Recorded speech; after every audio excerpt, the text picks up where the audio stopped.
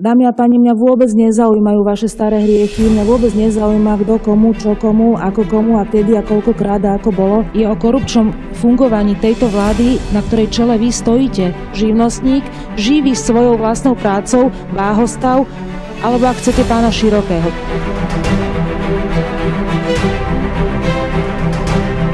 Prečo tu teraz splášená pani poslankyňa zo Smeru beha, že nezverejňujte to, neukazujte to? Pán premiér, vy skôr ako pôjdete kampaňovať do regiónov, vy si spravte výlet po niektorých nemocniciach na Slovensku. Teda dlhy pána Širokého majú platiť ľudia. Toto ma na tom naozaj vyrušuje.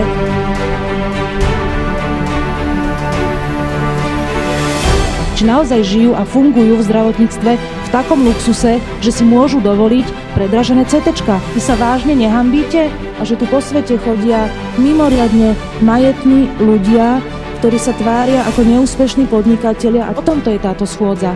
Nie o vlakoch zadarmo.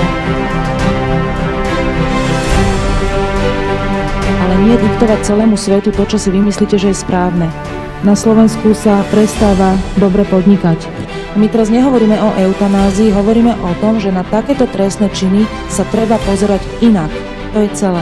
Ja som tým zákonom chcela navrhnúť to, aby človek, poctivý, pracujúci človek sa mohol živiť vlastnou prácou. Je tu kopa pacientov, ktorí nechcú čakať na nejakú potenciálnu ochotu lekára.